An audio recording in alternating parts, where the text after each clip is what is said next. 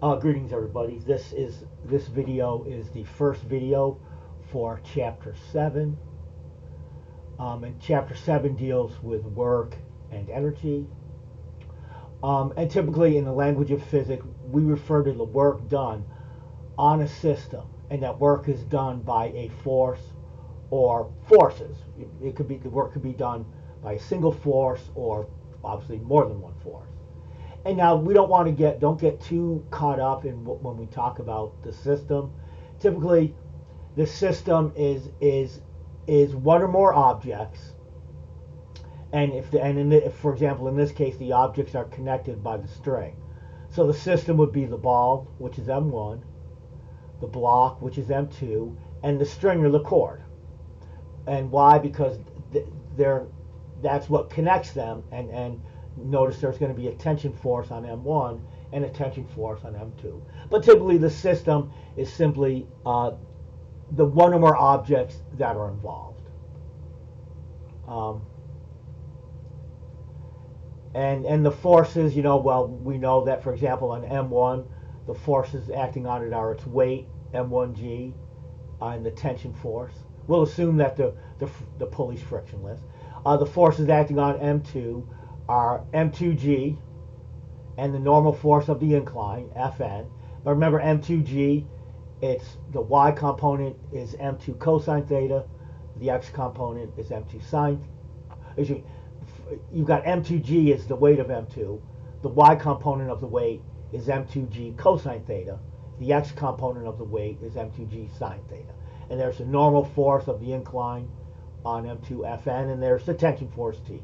So again, like with Newton's, with the unit we did on Newton's second law, chapters 4, 5, and 6, obviously you want to be able to draw, identify and draw all the forces acting on each object. And again, when we talk about work, it's the work done on an object, or objects, I should say. Again, your system, like in the above figure, the system could have more than one object. And the work done by applied force, again, or forces. Again,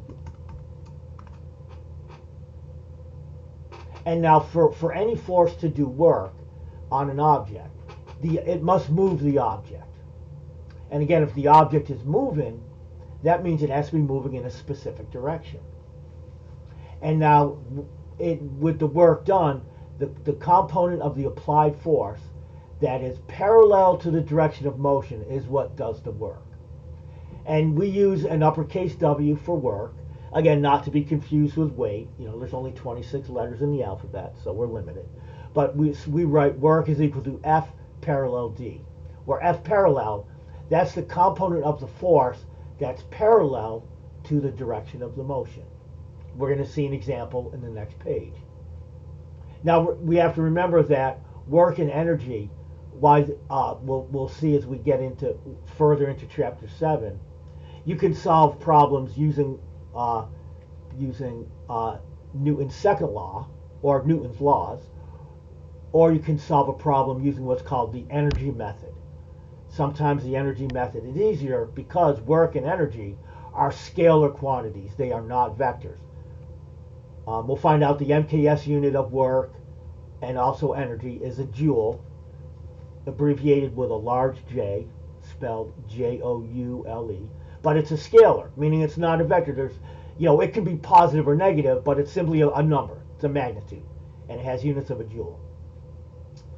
And in physics, we say that perpendicular forces do no work. Let's look at this next example. But the key is here. It's the component of you have this applied force or forces acting on an object. Well, the component of the force that's parallel to the direction of motion, that's what does the work. And the work is that parallel F, we say W work equals F parallel times D. Well, let's actually look at an example. Here we have a block, and it's being moved. There's the applied force F, and the applied force F, you could be pushing it or pulling it, but it makes an angle of theta with the horizontal. And now this vector d for displacement, this is simply telling you, hey, the block is moving in the positive x direction. Some distance, you could call the distance x or d, it doesn't matter. But that's the distance that it moves. It moves a distance of d, and that distance is in the x direction. That's how to interpret this here. And now here's the applied force F. It makes an angle of theta with the horizontal. Well, notice, remember, the component of the force that does the work is the component of F that's parallel to the displacement d. Well, basic trig, that component is F cosine theta. Notice the purple vector is parallel to the displacement vector d. F cosine theta is parallel to d. So work is simply F parallel times d. Well, in more stringent mathematical terms, in this example, the work is equal to F cosine theta times d, because F cosine theta is the component of the force that's parallel to the displacement. Very bad. That's F cosine theta. So work is F cosine theta times d. Well, typically we take the d and take it from behind the cosine and put it next to the F. So we say FD cosine theta. Now the units are, it's simply a force times the distance. Cosine theta has no units. So the units are a Newton meter. A Newton times a meter. But we do not call work or energy, we do not call it a Newton meter. We call it a joule. And a joule is abbreviated with a large J. The spelling is due to the unit of work and energy was named after a British physicist named James Joule, and that's how they spelled the last name. We abbreviate it with a large J, and it also happens to be a joule is also a kilogram meter squared per second squared. But basically the MKS unit of work and energy is a joule. We do not use a Newton meter because that's reserved for torque. And a joule is a kilogram meter squared per second squared. But remember, work, if you're in MKS units, the unit of work is a joule. Now I said earlier that we say perpendicular forces do no work. Well, stop going. What do you mean by that? Well, now let's look at, well, remember, work is equal to FD cosine theta. F is the magnitude of the force. D is the distance that the object moves in meters. And cosine theta, that gives you the parallel component of F. Okay? Well, let's look at this example. Well, it's the same one, but let's look at it more closely. We're moving this block with this applied force, moves a distance of d in the positive x direction. Well, there are two other forces acting on this block. There's the weight, mg, and there's the normal force that the table exerts on the block. There's Fn. Well, we call those forces perpendicular forces because they are perpendicular to d.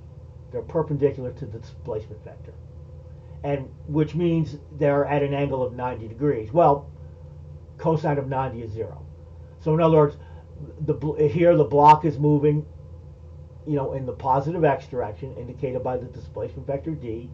The Fn and mg, they do no work on the block because they're both perpendicular to d. And we know that the work done is Fd cosine theta, because F cosine theta is the component of the force that's parallel to d.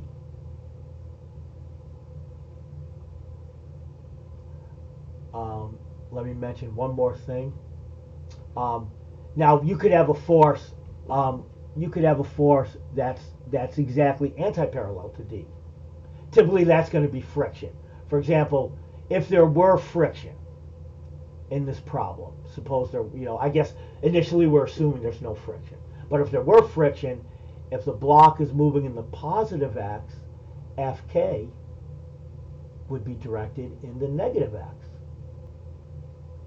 Now, if there were friction between the block and the table, then, and again, it's moving in the positive x direction, as indicated by the displacement vector d. Now, if there were friction, there'd be kinetic friction because the block is moving. Fk would be directed, as I've drawn it here, exactly 180 degrees to D.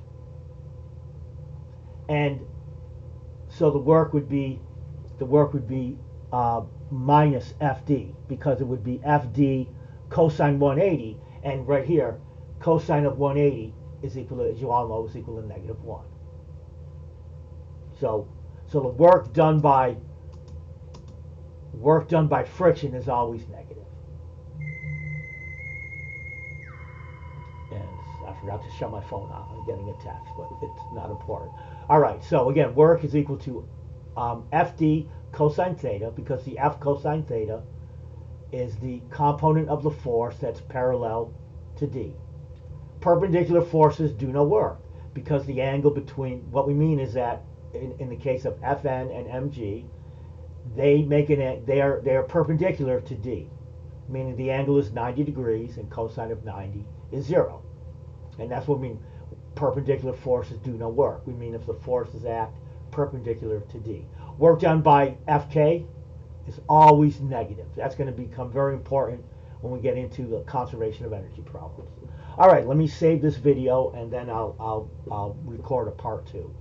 Starting the second part of the video, we'll start with this example here, with that sketch, to the right here. All right.